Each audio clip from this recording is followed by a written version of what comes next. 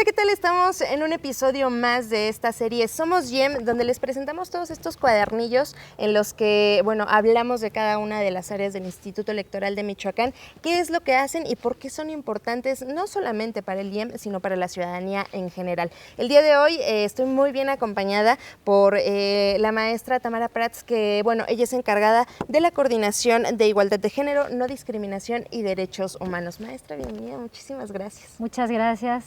Gracias a ti y a la orden. Qué bueno que ya está por acá. Pues bueno, creo que es importante que vayamos desarrollando precisamente lo que podemos encontrar dentro de este cuadernillo, que es acerca de las actividades que se realizan en esta coordinación de igualdad de género, no discriminación y derechos humanos. Sí, la verdad es que fue un cuadernillo padrísimo que de una forma muy resumida dice lo que hacemos. Somos el área encargada de vigilar, de supervisar y sobre todo de incentivar temas de participación política de los grupos vulnerables, así como de las mujeres, y también dar seguimiento, dar atención y orientación a los temas de violencia política contra la mujer en razón de género y grupos vulnerables como personas en situación de discapacidad, fomentando su participación política, personas de la diversidad sexual, jóvenes y, bueno, y mujeres indígenas. Híjole, la verdad es que yo no sé si sea mi alma altruista, pero para mí es una de las áreas más nobles, la verdad, ¿no? Por precisamente lo que nos dice, los grupos con los que trabaja, que son grupos vulnerables, que digo, a mí me ha tocado ya ver todo este tipo de trabajo que se está haciendo, no solo de la mano de las mujeres, sino bien lo decía, ¿no? De la mano de grupos como son la comunidad LGBTIQ+, grupos de otro tipo de sectores con discapacidad. Mencionaba también ahorita una parte muy importante que son las comunidades indígenas y que luego no las tomamos en cuenta como minorías, ¿no? Sino, no sé, como que damos por hecho que ahí están, igual con otro tipo de grupos vulnerables, y precisamente lo que se hace en esta coordinación es trabajar de la mano con ellos, porque por esta misma, digamos, vulnerabilidad sus necesidades pueden ser diferentes. Sí, claro, ya hemos logrado al día de hoy conformar una red de mujeres que resultaron electas derivada del proceso electoral. Actualmente hay 123 mujeres con las que estamos trabajando, que son parte de esta red y que las capacitamos y en su caso orientamos en temas de violencia política. Pero también en el tema de mujeres indígenas tenemos otra red de mujeres indígenas y ahí tenemos 131 mujeres adheridas a esta red de las comunidades del interior del estado, que son inclusive más que las mujeres electas. Son mujeres muy participativas y también les orientamos en el tema de violencia política, pero también en liderazgo político para la toma de decisiones en sus comunidades, que eso es bien importante. Y actualmente estamos trabajando también con los grupos vulnerables, del grupo de la diversidad sexual, en la conformación de un observatorio también que podamos construir con la diversidad sexual y capacitaciones diversas que se tienen con personas en situación de discapacidad, así como revisar inclusive espacios de accesibilidad en el propio instituto, porque hay que empezar desde adentro, sí, claro, para garantizar que tengan las condiciones y, bueno, todo enfocado en la participación política de estos grupos. Y de manera, nos tocó este año también presidir, le tocó al presidente del instituto, acompañado a las consejerías, presidir el Observatorio de Participación Política de las Mujeres, y ahí en conjunto con otras dependencias, con SEIMujer, el Tribunal Electoral y Secretaría de Gobierno, también se observa, se proponen inclusive y se analizan diversos temas de violencia política en el estado. Bueno, esto me parece increíble porque creo que no solamente es el trabajo que podamos realizar como instituto aquí, ¿no? O sea, como bien lo decía, el trabajo que se puede hacer desde adentro, sino también esta unión que se está haciendo con colectivos, que se está haciendo con otro tipo de organismos, que se está haciendo de la mano de gobiernos, y que el chiste sea unirnos todos en pro de una mejor sociedad, ¿no? Y que participen principalmente, claro, los grupos, porque finalmente como instituto quizá podemos tener alguna propuesta y a lo mejor no es la mejor, ¿no?, para ellas, ellos y ellas, y la verdad es que creo que es una gran oportunidad para escucharles y que nos digan cómo es, como plantean que se pueden postular de una mejor forma quizá las acciones afirmativas para que ocupen espacios en los ayuntamientos o en las diputaciones, o bien fomentar su participación en partidos políticos, pero creo que es muy importante el poderlas escuchar, el poderlos escuchar, para que podamos construir de mejor manera. Así es, y menciona algo bien importante, maestra, y es esta parte de poderlos escuchar. Creo que a veces podemos tener la duda de cómo es que, ¿no? O sea, supongamos que poniendo el ejemplo de esta red de mujeres electas, ¿no? Yo soy una mujer electa y he sufrido tal vez violencia política en razón de género y es como, ok, tal vez puede haber alguien que me escuche, pero ¿y qué más hay? O sea, ¿cómo más me van a poder apoyar? Y en esto también trabaja el DIEM, digo, a través también de esta coordinación, ¿no? Sí, claro. Primero es sensibilizarlas porque hay muchas mujeres electas que no saben que están siendo violentadas.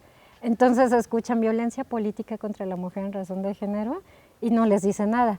Pero cuando acudimos con ellas y les explicamos qué conductas pueden ser tipificadas como violencia política, ellas ya empiezan a identificar y a sensibilizarse en ese sentido y entonces nos dicen, es que sí, no me dan el uso de la voz, es que sí me han dicho que por el hecho de ser mujer soy menos capaz, y empiezan a identificar y les decimos y les acompañamos en qué hacer y les damos una orientación jurídica o legal también para el caso de que quieran presentar su queja.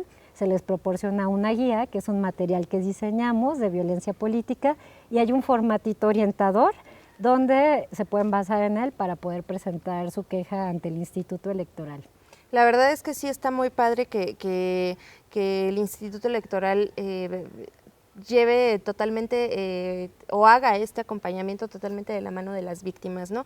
Precisamente mencionábamos, antes de comenzar a grabar, estábamos platicando un poquito de estos temas parecidos y decíamos que hay cierto tipo de violencias que están tan normalizadas que difícilmente podemos visibilizarlas, ¿no? Y creo que me parece una labor muy loable precisamente que se trabaje a través de la Coordinación de Igualdad de Género, No Discriminación y Derechos Humanos en visibilizar, ¿no? En hacer conscientes a no solo a las mujeres, o sea, cualquier persona que pueda estar sufriendo de violencia, ¿no? Porque también así como una mujer, por el simple hecho de ser mujer, puede estar recibiendo violencia política en razón de género, a lo mejor alguna persona de la comunidad LGBTIQ+, también pudiera estar sufriendo este tipo de violencia por pertenecer a esta comunidad, ¿no?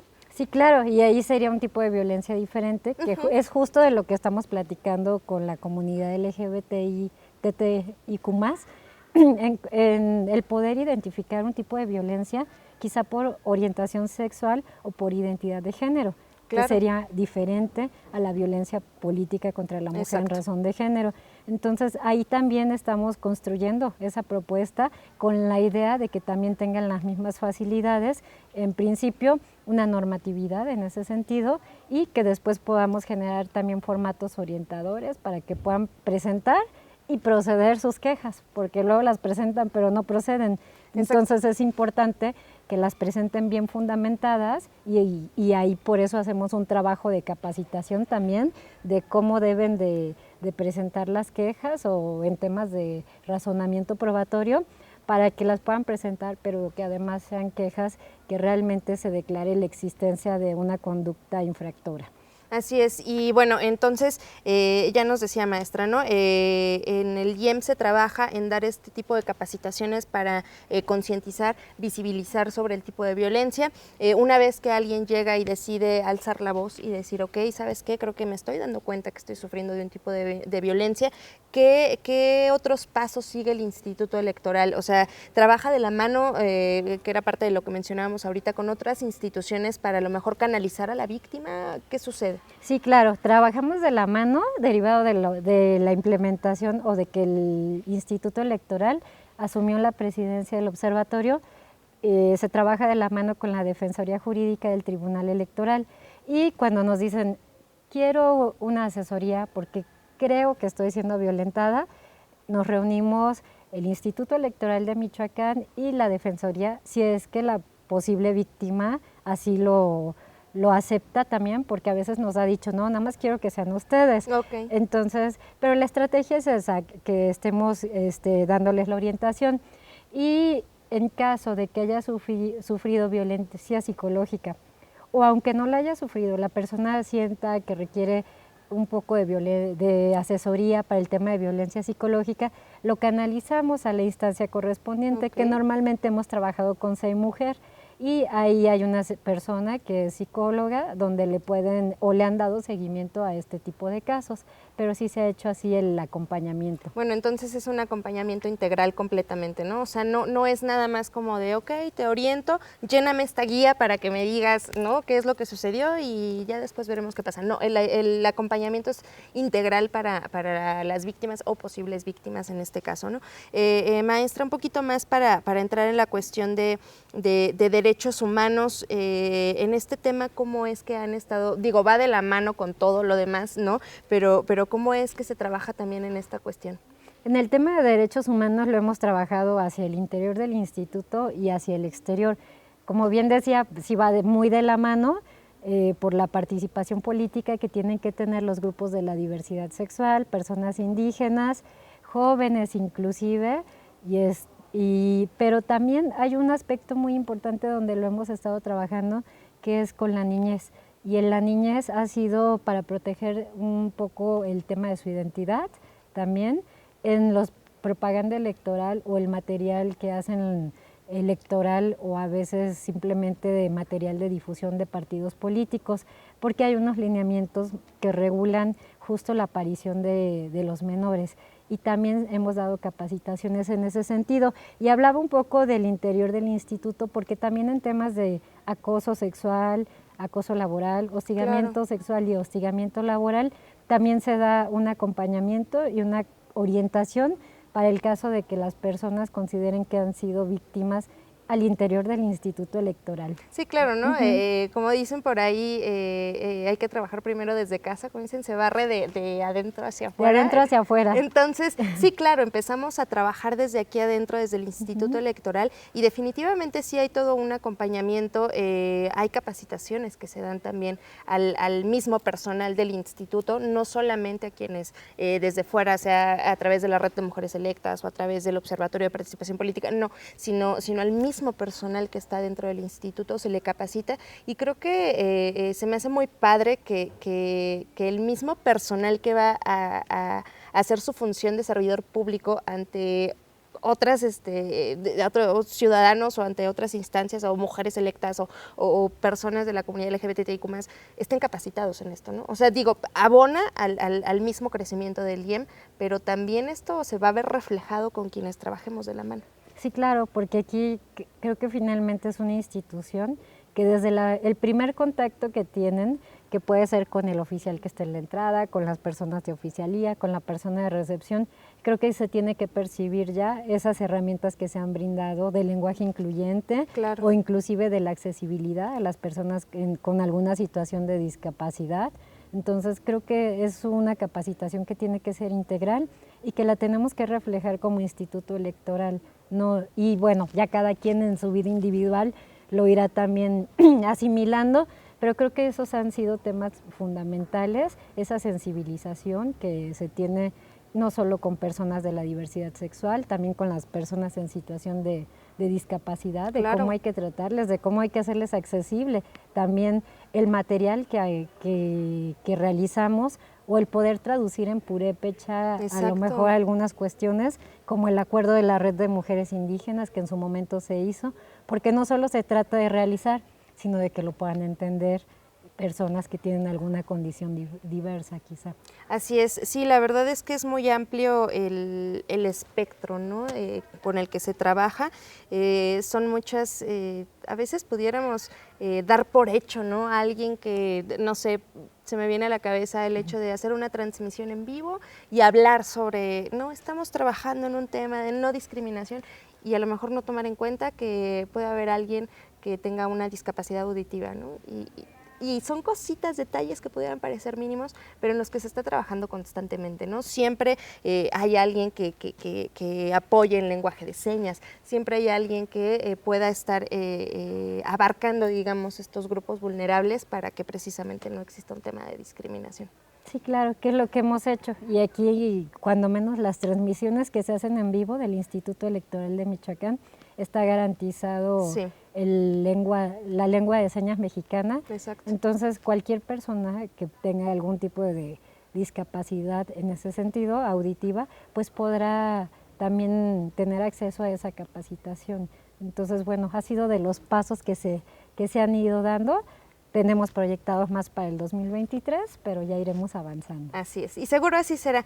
Maestra, pues tenemos que terminar ya con este episodio de esta serie de Somos YEM, donde les presentamos estos cuadernillos, donde de voz propia de cada uno de las personas que están al frente de estas coordinaciones, de estas direcciones, nos cuentan qué es lo que están haciendo. ¿Hay algo más con lo que le gustaría cerrar, maestra?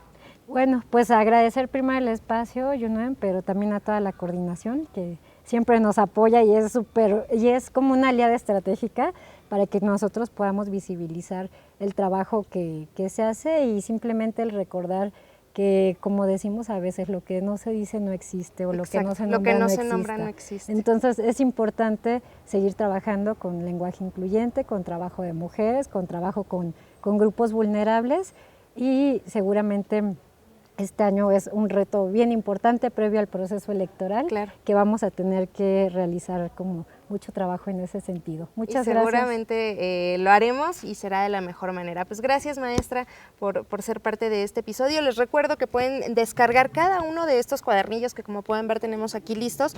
Los pueden descargar a través de nuestra página web www.yem.org.mx.